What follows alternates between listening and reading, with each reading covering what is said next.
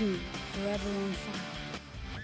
ಮುಖ್ಯವಾಹಿನಿಗೆ ಬರೋದಕ್ಕೆ ನಕ್ಸಲರು ಒಪ್ಪಿಕೊಂಡಿದ್ದಾರೆ. ಸರ್ಕಾರದ ಸಂಧಾನ ಮಾತುಕತೆ ಯಶಸ್ವಿಯಾಗಿದೆ. ಸಿಎಂ ಸಿದ್ದರಾಮಯ್ಯ ಶರಣಾಗತಿ ಕರೆಗೆ ಓಗೊಟ್ಟಿದ್ದಾರೆ ಕಾಮ್ರೇಡ್ಗೆ. ಶರಣಾಗತರಾಗಿ ನೀವು ಸಮಾಜದ ಮುಖ್ಯವಾಹಿನಿಗೆ ಬಂದುಬಿಡಿ. ಕಾಡಲ್ಲಿ ಹೋರಾಟಗಳು ಇವೆಲ್ಲವನ್ನು ಕೂಡ ಬಿಟ್ಟುಬಿಡಿ. ನಿಮಗೂ ಒಂದು ಜೀವನ ಇದೆ, ಒಂದು ಬದುಕಿದೆ. ಇದೆಲ್ಲ ಬೇಡ, ಬಂದುಬಿಡಿ. ಗನ್ನಿನ ಮೂಲಕ ಈ ರೀತಿ ಒಂದು ಹೋರಾಟಗಳ ಮೂಲಕ ಏನೂ ಸಾಧಿಸೋಕ್ಕಾಗಲ್ಲ. ಮಾತುಕತೆ ಮೂಲಕ ಬಗೆಹರಿಸ್ಕೊಳ್ಬಹುದು. ಈ ಥರದ್ದೆಲ್ಲ ಒಂದು ಕರೆ ಇತ್ತು. ಈಗಲ್ಲ, ಬಹಳ ವರ್ಷಗಳಿಂದ ಕೂಡ ಇಂಥ ಒಂದು ಕರೆ ಇದೆ.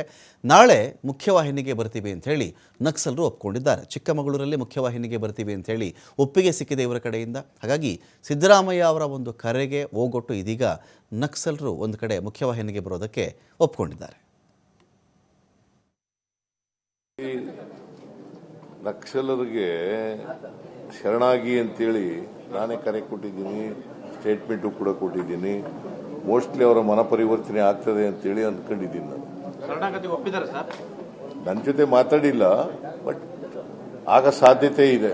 ಈ ನಕ್ಸಲರಿಗೆ ಶರಣಾಗಿ ಅಂತೇಳಿ ನಾನೇ ಕರೆ ಕೊಟ್ಟಿದ್ದೀನಿ, ಸ್ಟೇಟ್ಮೆಂಟು ಕೂಡ ಕೊಟ್ಟಿದ್ದೀನಿ. ಮೋಸ್ಟ್ಲಿ ಅವರ ಮನ ಪರಿವರ್ತನೆ ಆಗ್ತದೆ ಅಂತೇಳಿ ಅಂದ್ಕೊಂಡಿದ್ದೀನಿ. ನಾನು ನನ್ನ ಜೊತೆ ಮಾತಾಡಿಲ್ಲ, ಬಟ್ ಸರ್ಕಾರದ ಮುಂದೆ ನಕ್ಸಲರು ಕೂಡ ಬೇಡಿಕೆಯನ್ನು ಇಟ್ಟಿದ್ರು. 3 ರಾಜ್ಯಗಳಲ್ಲಿ ಭೂಮಿ ಇಲ್ಲದ ಪ್ರತಿ ಕುಟುಂಬಕ್ಕೆ 5 ಎಕರೆ ಯೋಗ್ಯ ಕೃಷಿ ಭೂಮಿಯನ್ನು ಕೊಡಬೇಕು. 3 ಎಕರೆ ಅಂದರೆ 3 ರಾಜ್ಯಗಳಲ್ಲಿ 5 ಎಕರೆ ಕೃಷಿ ಯೋಗ್ಯ ಭೂಮಿಯನ್ನು ಕೊಡಬೇಕು. ಹಾಲಿ ಭೂಮಿ ಇರುವವರಿಗೆ ಶಾಶ್ವತವಾಗಿ ಹಕ್ಕುಪತ್ರವನ್ನು ಕೊಡಬೇಕು. ಇದು ನಕ್ಸಲರ ಡಿಮ್ಯಾಂಡ್ಗಳಿವೆಲ್ಲವೂ ಕೂಡ. ಸ್ವಾಮಿ, ಭೂಮಿ ಇದೆ, ಅವ್ರ ಹತ್ರ ಹಕ್ಕುಪತ್ರವೇ ಇಲ್ಲ, ಅಂತಹವರಿಗೆ ಶಾಶ್ವತ ಹಕ್ಕುಪತ್ರವನ್ನು ಕೊಡಬೇಕು. 3 ರಾಜ್ಯಗಳಲ್ಲಿ ಅರ್ಹರಿಗೆ 5 ಎಕರೆಯಷ್ಟು ಭೂಮಿಯನ್ನು ಕೊಡಬೇಕಾಗತ್ತೆ. ಮುಖ್ಯವಾಗಿ ಎಲ್ಲ ಆದಿವಾಸಿಗಳಿಗೆ ಭೂಮಿ ತಲುಪಲೇಬೇಕು. ಅವರಿಗೆ ಆದಿವಾಸಿಗಳಿಗೆ ಏನು ಅತಂತ್ರರಾಗಿದ್ದಾರೆ, ಅವರು ಶಾಶ್ವತವಾಗಿ ಭೂಮಿ ಕೊಟ್ವಿ ಅಂತ ಹೇಳೋದು, ಹಕ್ಕುಪತ್ರಕ್ಕೆ 30 ವರ್ಷ ಆಲಿಸೋದು, ಇದೆಲ್ಲ ಮಾಡಬಾರ್ದು. ಶಾಶ್ವತ ಹಕ್ಕುಪತ್ರವನ್ನು ಅವ್ರು ಕೊಡಬೇಕು. ಆದಿವಾಸಿಗಳಿಗೆ ಮೂಲಭೂತ ಸೌಲಭ್ಯಗಳನ್ನು ಕೂಡ ಒದಗಿಸಬೇಕು. ಕೃಷಿ ಯೋಗ್ಯ ಪಾಳು ಭೂಮಿಯನ್ನು ಭೂಹೀನರಿಗೆ ಮೊದಲು ಹಂಚಬೇಕು. ಕೃಷಿ ಯೋಗ್ಯ ಪಾಳು ಭೂಮಿ ಇರುತ್ತಪ್ಪ, ಪಾಳು ಬಿದ್ದಿರುತ್ತದು, ಆದರೆ ಕೃಷಿ ಯೋಗ್ಯವಾಗಿ ಇರುತ್ತೆ, ಕೃಷಿ ಕೆಲಸ ಮಾಡ್ತಾ ಇರಲ್ಲ. ಅಂತಹ ಭೂಮಿಯನ್ನು ಯಾರ ಬಳಿಯಲ್ಲಿ ಭೂಮಿ ಇರಲ್ವೋ ಅಂಥವ್ರಿಗೆ ಕೊಡಬೇಕು. ಭತ್ತ ಬೆಳೆಯುವ ರೈತರ ಸಮಸ್ಯೆಗಳಿಗೆ ತತ್ಕ್ಷಣದಿಂದ ಸ್ಪಂದಿಸಬೇಕು. ಕಸ್ತೂರಿ ರಂಗನ್ ವರದಿಯನ್ನು ರದ್ದು ಮಾಡಬೇಕು. ಬಹುಶಃ ರದ್ದಾಗ ಆಗಿದೆ ಇದು. ಪಶ್ಚಿಮ ಘಟ್ಟದಲ್ಲಿ ಟೂರಿಸಂ ಮಾಡ್ತಕ್ಕಂಥ ಮೂಲಕ ಪರಿಸರ ನಾಶ ನಿಲ್ಲಿಸಬೇಕು. ಪಶ್ಚಿಮ ಘಟ್ಟ ಅಂತ ಹೇಳೋದು ಪ್ರವಾಸಕ್ಕೆ ಅದನ್ನು ತೆರೆಯೋದು, ಆ ಮೂಲಕ ಅದು ಹಾಳು ಮಾಡೋದು, ಪರಿಸರವನ್ನು ಹಾಳು ಮಾಡೋದು, ಇದು ಸ್ಟಾಪ್ ಆಗಬೇಕು. ನಿರುದ್ಯೋಗಿ ಯುವ ಜನಾಂಗಕ್ಕೆ ಅರ್ಹತೆಗೆ ತಕ್ಕಂತೆ ಸರ್ಕಾರಿ ಉದ್ಯೋಗವನ್ನು ಕೊಡಬೇಕು. ಅದರಲ್ಲೂ ದಲಿತ ಮತ್ತು ಆದಿವಾಸಿಗಳಿಗೆ ಆದ್ಯತೆ ಇರಬೇಕಾಗತ್ತೆ. ಇಲ್ಲಿ ಆದಿವಾಸಿಗಳಿಗೆ ಕಾಡಿನ ಮೇಲಿನ ಎಲ್ಲ ರೀತಿಯ ಅಧಿಕಾರ ಇರಬೇಕಾಗತ್ತೆ. ಅವ್ರನ್ನ ಕಾಡಿನ ಒಳಗಡೆನೇ ಬರೋದಂತೆ ತಡೆಯೋದಾಗಲಿ ಒಕ್ಕಲೆಬ್ಸೋದಾಗಲಿ ಮಾಡಬಾರದು ಅಂತ.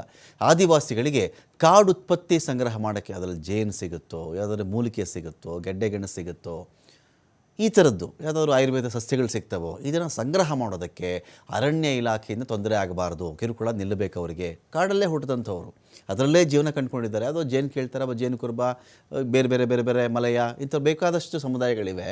ಇಂಥವ್ರು ಅದನ್ನು ನಂಬಿಕೊಂಡು ಜೀವನ ಮಾಡ್ತಿರೋರಿಗೆ ಅವ್ರನ್ನೇ ಒಕ್ಕಲೆಬ್ಬಿಸ್ಬಿಟ್ರೆ ಹೇಗೆ? ಜೊತೆಗೆ ಅರಣ್ಯ ಇಲಾಖೆಯವರು ಬರೋದು, ಏನಕ್ಕೆ ಬಂದಿದೆ ಕಾಡೊಳಗಡೆ ಅನ್ನೋದು, ಏನು ಕಿತ್ಕೊಂಡು ಹೋಗ್ತಿದ್ಯಾ ಅನ್ನೋದು, ಇದೆಲ್ಲ ಯಾಕೆ? ಮಹಿಳೆಯರ ಮೇಲೆ ಆಗ್ತಿರ್ತಕ್ಕಂಥ ಎಲ್ಲ ಬಗೆಯ ದೌರ್ಜನ್ಯ ತಡೆಗಟ್ಟಬೇಕು. ಪ್ರಕೃತಿ ಮೇಲೆ ಆಗ್ತಿರ್ತಕ್ಕಂಥ ಪರಿಣಾಮದ ಬಗ್ಗೆ ಜನರಿಗೆ ಮೊದಲು ಅರ್ಥ ಮಾಡಿಸ್ಬೇಕು. ಪರಿಸರದ ಮೇಲಿನ ಪರಿಣಾಮ ತಡೆಗಟ್ಟಬೇಕು ಅಂದರೆ ಸೂಕ್ತ ಕ್ರಮ ತೆಗೆದುಕೊಳ್ಳಬೇಕು.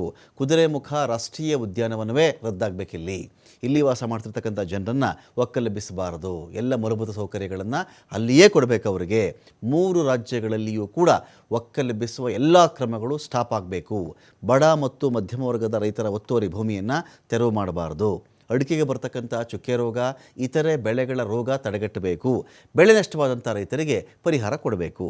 ಅಕಾಲಿಕವಾಗಿ ಯಾರೋ ಆದಿವಾಸಿ ಸತ್ತೋಗ್ತಾನೆ, ಆದಿವಾಸಿ ಇರ್ತಾನೆ, ಅವನು ಅಕಾಲಿಕವಾಗಿ ಸತ್ತೋಗ್ತಾನೆ, ಅವನ ಸಾವಿನ ಬಗ್ಗೆ ಏನಕ್ಕೆ ಸತ್ತ ಅವನೊಂದು ಸಂಶೋಧನೆಗಳು ನಡೀಬೇಕು. 2025 ನಂತರ ಮರಣ ಹೊಂದಿದ್ದವರ ಕುಟುಂಬಗಳಿಗೆ ಪರಿಹಾರ ಕೊಡಬೇಕಾಗತ್ತೆ. ಮಹಿಳೆಯರಿಗೆ ಬರ್ತಿರ್ತಕ್ಕಂಥ ಗರ್ಭಕೋಶ ಸಂಬಂಧಿತ ಕಾಯಿಲೆಗೂ ಚಿಕಿತ್ಸೆ ಸಿಗಬೇಕು ಅಂಥೇಳಿ ಇದು ಪ್ರತಿಯೊಂದು ಕೂಡ ಎಲ್ಲವನ್ನು ಕೂಡ ಡಿಮಾಂಡಲ್ಲಿ ಇಟ್ಟಿದ್ದಾರೆ. ಜೊತೆಗೆ ಕಾಮ್ರೇಡ್ ವಿಕ್ರಮ್ ಗೌಡ ಇವರನ್ನ ಎನ್ಕೌಂಟರ್ ಮಾಡಲಾಯ್ತಲ್ಲ, ಇದ್ರ ಬಗ್ಗೆ ತನಿಖೆಯಾಗಿ ಕ್ರಮ ತೆಗೆದುಕೊಳ್ಳಬೇಕು. 3 ರಾಜ್ಯಗಳ ಜೈಲಲ್ಲಿರ್ತಕ್ಕಂಥ ನಮ್ಮ ಕಾಮ್ರೇಡ್ಗಳನ್ನು ಆ ಕೇಸ್ ನಿಲ್ಲಿಸಬೇಕು, ಬಿಡುಗಡೆ ಮಾಡಬೇಕು. ಈ ಥರದ್ದು ಸಾಕಷ್ಟು ಡಿಮಾಂಡ್ಗಳನ್ನು ಇವರೆಲ್ಲರೂ ಕೂಡ ಇಟ್ಟಿದ್ದಾರೆ.